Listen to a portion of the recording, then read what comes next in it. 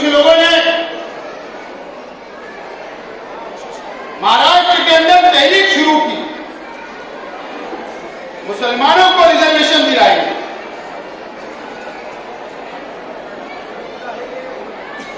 मुझे उसके ऊपर बहुत ज्यादा बोलना नहीं था।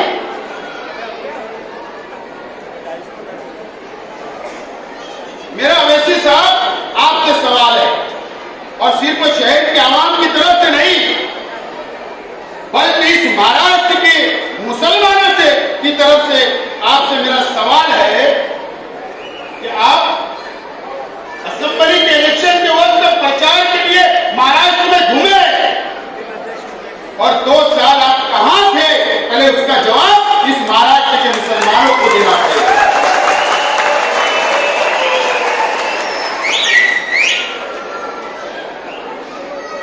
अगर आप समझ रहे हो कि आप कॉर्पोरेशन के चुनाव आ रहे, मालेगांव का कॉर्पोरेशन का चुनाव आएगा, भिवंडी का चुनाव आएगा, मुंबई का चुनाव आ रहा है, मीरा भाईजान का आएगा, अमरावती का आएगा और नगर पालिका के चुनाव आएंगे, औरंगाबाद का आ रहा है, तो आप नहीं एक डुगडुगी बजाते हुए हैदराबाद से महाराष्ट्र के अंदर आप आए कल, क्योंकि आपको समझ रही है बात, अब अगर मैं चुनाव में जाऊंगा तो मैं किस मुंह से महाराष्ट्र के मुसलमानों को जवाब दूंगा। जो आपने बड़े बड़े वादे किए, आपके दोनों एमएलए ने और आपके निगरान ने इस महाराष्ट्र के मुसलमानों को कुछ नहीं दिया। आपको कोई हक नहीं है कि मुसलमानों के ताल्लुक से आवाज उठाने का, आपको कोई हक नहीं।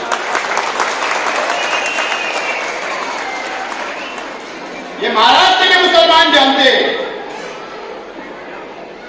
कि रिजर्वेशन की कामयाब तहरीक किसने चलाया, बोलने की जरूरत नहीं। और आपने कल अपने मुंबई के जलसे के अंदर इस बात को माना। मैं इसके लिए खड़ा हुआ, इसके लिए बात बोल रहा हूं। कल क्या किया उन्होंने पता है?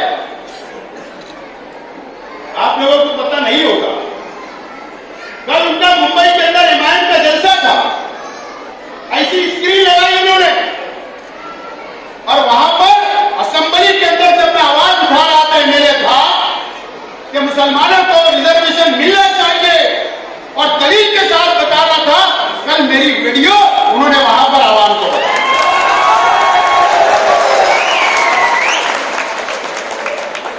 मैं अल्लाह का शुक्र अदा किया, चलो अवैसी साहब आप सच तो मान रहे कि आपके दोनों एमएलए ने 2 साल के अंदर कोई आवाज मुसलमानों को रिजर्वेशन की नहीं उठाई, लेकिन माजी के अंदर शेख आसिफ आमीन पटेल जब आवाज उठाई तो आपने कल आमीन पटेल की भी और मेरी भी वीडियो तो कम से कम बताने का काम किया।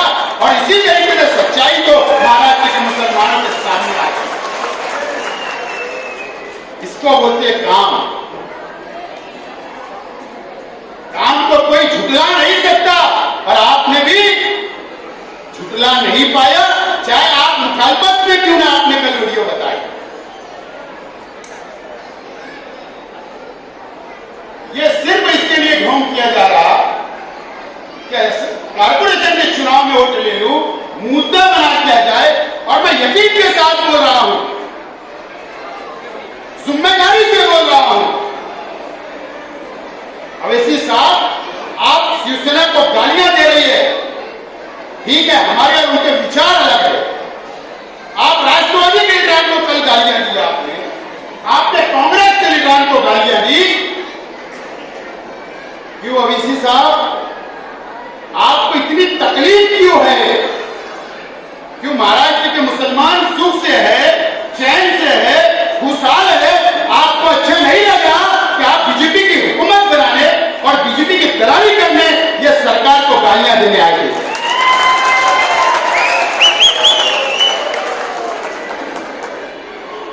मैं जिम्मेदारी से बोलता हूं कि 12 नवंबर को मालेगांव के अंदर, नांदेड़ के अंदर और अमरावती के अंदर जो हुआ वो एक हादसा था। अगर ये घटना को छोड़ दो आप, तो मुझे बताइए एक मिसाल कि इन 2 सालों के अंदर इस महाराष्ट्र की सरकार जब से आई है कि महाराष्ट्र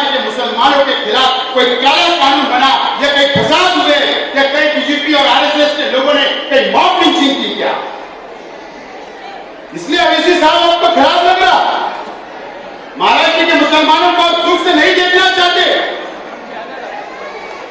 असल में आप यहां पर वापस भारतीय जनता पार्टी को जिताने के लिए म्युनिसिपल कॉर्पोरेशन के चुनाव के अंदर आप एंट्री कर रहे हो।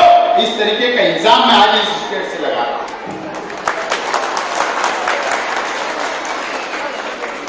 मुझे बस 2 बात बोलना, मेरी बात खत्म कर दूंगा। 12 नवंबर को मालेगांव शहर के अंदर जो हुआ, मेरे पत्रकार साथी, दोस्तों और साथियों,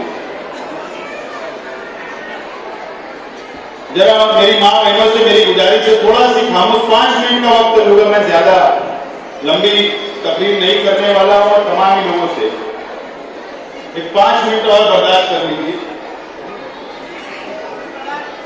सबसे पहले मैं मालेगांव शहर जिला राष्ट्रवादी कांग्रेस पार्टी की जानिब से और तमाम ही अहदेदारान की तरफ से और मालेगांव शहर के आवाम की तरफ से राष्ट्रीय नेता आदरणीय राष्ट्रवादी कांग्रेस पार्टी के कौमी सदर शरद पवार साहब को जन्मदिन की बहुत बहुत शुभकामनाएं देता हूं, मुबारकबाद पेश करता हूं।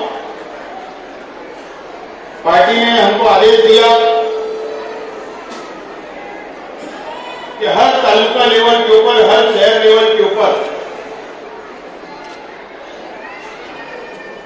शरद पवार साहब स्क्रीन के जरिए लाइव तकरीर करेंगे। वो सही से कैमरा अब 2 दिसंबर से 12 दिसंबर तक अलग अलग प्रोग्राम करने का आदेश हमको आया और हमने पूरा प्रोग्राम 2 दिसंबर से मुकम्मल हम लोगों ने प्रोग्राम किया और आज लास्ट प्रोग्राम आप लोगों ने, हम लोगों ने यहां पर बैठकर सुबह से शरद पवार साहब की तकरीर सुने, उनके सोच, उनके विचार हम लोगों ने यहां पर सुने। अजीत दादा पवार साहब के, जयंत पाटिल साहब, भुजबल साहब, प्रफुल्ल पटेल साहब, नवाब मलिक साहब, तमाम ही लोगों की यहां पर तकरीर हम लोगों ने सुना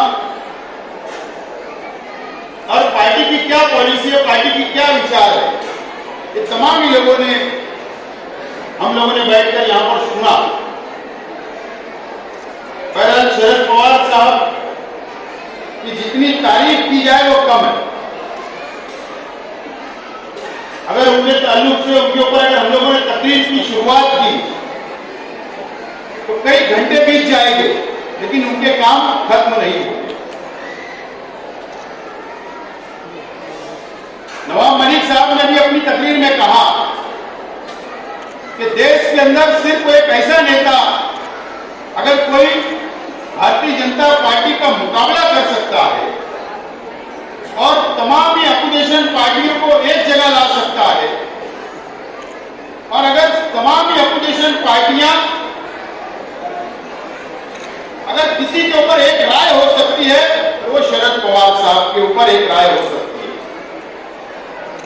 और शरद पवार साहब ने जो कर बताया, महाराष्ट्र की हुकूमत 2 साल पहले जब बनी तो किसी को भी अनुमान नहीं था, किसने भी सोचा नहीं था कि महाराष्ट्र में सबसे बड़ी पार्टी बनकर उभरने वाली भारतीय जनता पार्टी को सत्ता से बेदखल करके शिवसेना, राष्ट्रवादी कांग्रेस और कांग्रेस की सरकार को नहीं बना सकता है। तो इस देश ने देखा, राष्ट्रवादी के सदर शरद पवार साहब ने कर बताया और मुझे लगता है कि आने वाले दिनों के अंदर तमाम ही देश की अपोजिशन पार्टियां भी शरद पवार साहब के नाम पर एक मत होगा, एक राय होगी और भारतीय जनता पार्टी का मुकाबला शरद पवार साहब ही कर सकते हैं। ये बात इस हिंदुस्तान के अंदर अब शुरू हो चुकी है।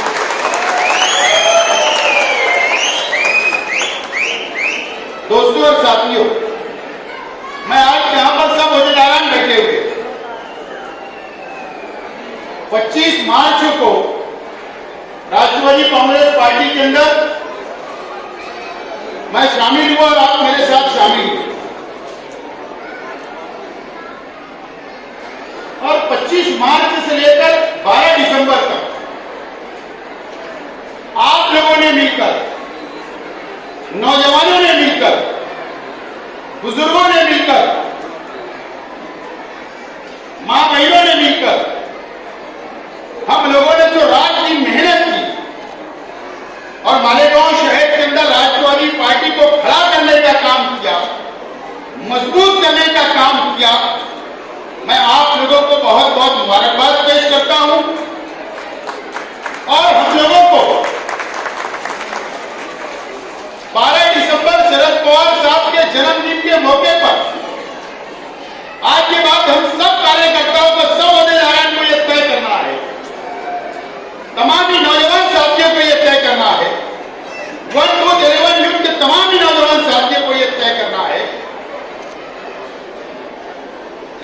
कि जो 25 मार्च से जो शुरुआत हमने की 12 दिसंबर और 12 दिसंबर से लेकर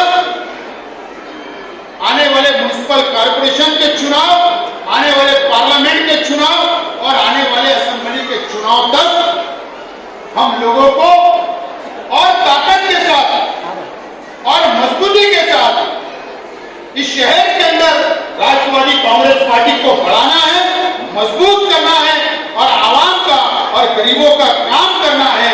यह आज हम लोगों को तय कर रखना है।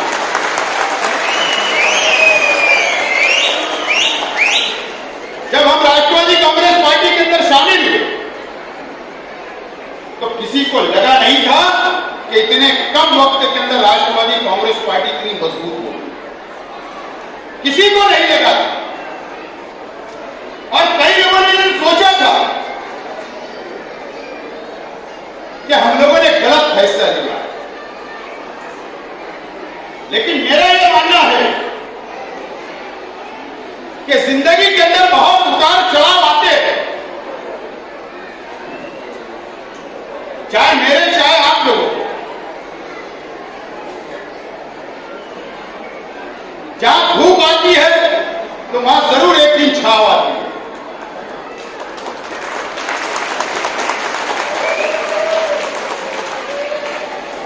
जहां रात होती है तो जरूर दिन निकलता है।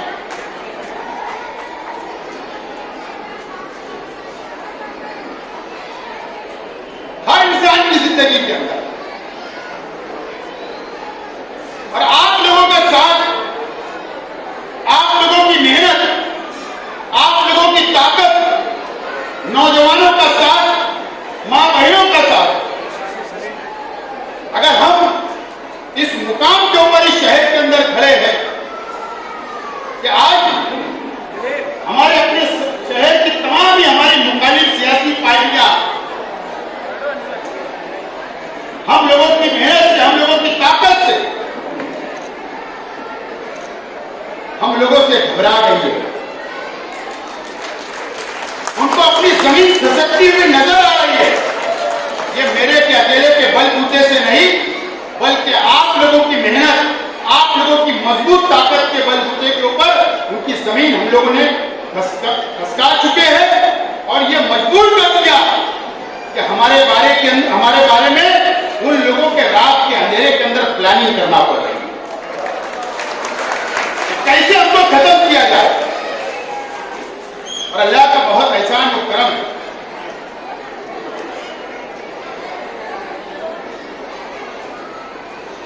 अगर ये शहर की आवाम, ये शहर के नौजवान, ये शहर की मां बहनें अगर सियासी फैसला और सूझबूझ के अगर फैसला अगर शहर की आवाम ने ले लिया, मुझे यकीन है कि आने वाले म्युनिसिपल कॉर्पोरेशन के ऊपर भी राष्ट्रवादी कांग्रेस पार्टी का झंडा लहराएगा और आने वाले असेंबली के चुनाव में भी राष्ट्रवादी का ही झंडा रहेगा। अगर ये शहर की आवाम ने जिन दिन सियासी फैसला लेने की शुरुआत कर, क्योंकि अभी जो फैसले हो रहे हैं वो मजहब की बुनियाद पर और जज्बात के अंदर लिए जा रहे हैं, सियासी फैसले नहीं लिए जा रहे। अगर सियासी फैसले होते तो नतीजा कुछ और होता, लेकिन मजहबी फैसला हुआ और जज्बाती फैसला हुआ, इसके लिए ये शहर परेशान है, ये शहर परेशान है।